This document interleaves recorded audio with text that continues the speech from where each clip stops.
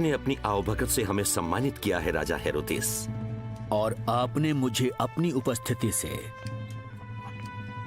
आप 3 विद्वानों का इतनी लंबी यात्रा करना अद्भुत बात है। आप लोग यरूशलेम में क्या खोजने आए हैं? यहूदियों का राजा जिसका जन्म हुआ है वो कहाँ है? क्योंकि हमने पूरब में उसका सितारा देखा है और हम उसकी आराधना करने आए हैं। शायद मेरे याजक आपकी कुछ मदद कर सकें। एक भविष्यवाणी है कि बैतलहम में एक शासक का उदय होगा। बहुत दिलचस्प बात है। मेरे मित्रों, आप लंबी यात्रा से जरूर थक चुके होंगे। आराम कीजिए और स्वादिष्ट भोजन का आनंद लीजिए।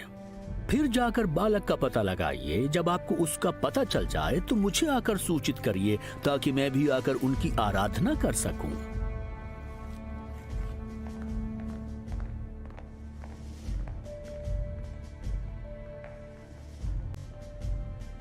यहूदियों का राजा?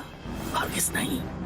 अगर वो उस बच्चे को नहीं ढूंढ पाते तो मैं अपने सारे आदमी उसे ढूंढने में लगा दूंगा, चाहे मुझे 2 साल के अंदर जन्मे हर बच्चे को इकट्ठा क्यों ना करना पड़े। कोई भी बच्चा जो मेरे राज्य में जन्मा है बड़ा होकर मुझे चुनौती नहीं देगा।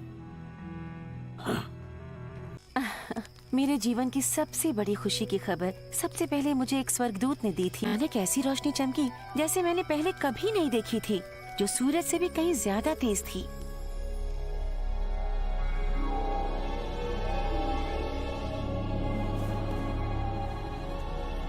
हे मरियम, डर मत, क्योंकि परमेश्वर का अनुग्रह तुझ पर हुआ है और तू गर्भवती होगी और तेरे एक पुत्र उत्पन्न होगा और तू उसका नाम यीशु रखना।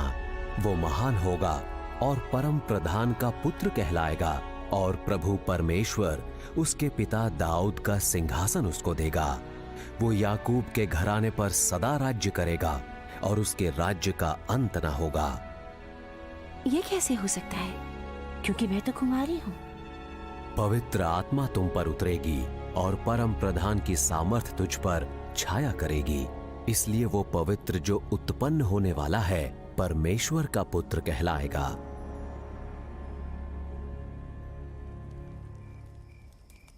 फिर एक स्वर्गदूत ने मेरे सपने में मुझे तसल्ली दी। तब मुझे पूरा विश्वास हो गया कि परमेश्वर हमें विवाहित देखना चाहते हैं।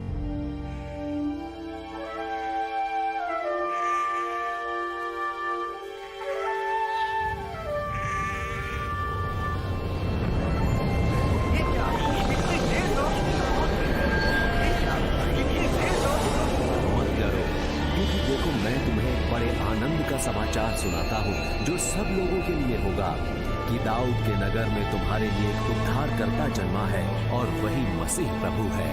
और इसका तुम्हारे लिए ये पता है कि तुम एक बालक को कपड़े में लिपटा हुआ चरनी में पड़ा पाओगे।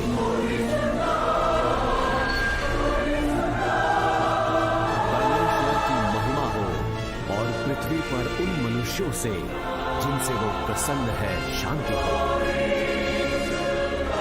हम भी।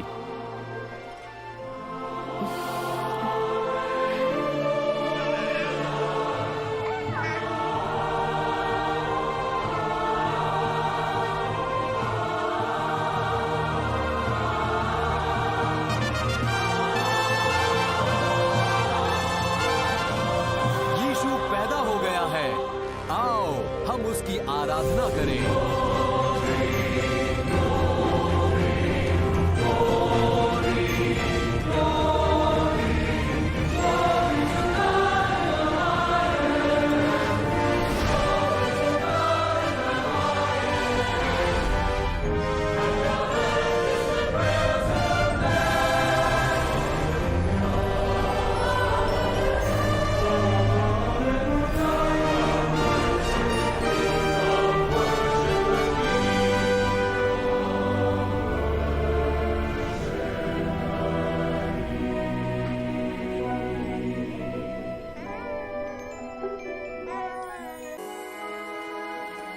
प्रेम इसमें नहीं कि हमने परमेश्वर से प्रेम किया, पर इसमें कि उसने हमसे प्रेम किया और अपने पुत्र को भेजा सभी लोगों के लिए।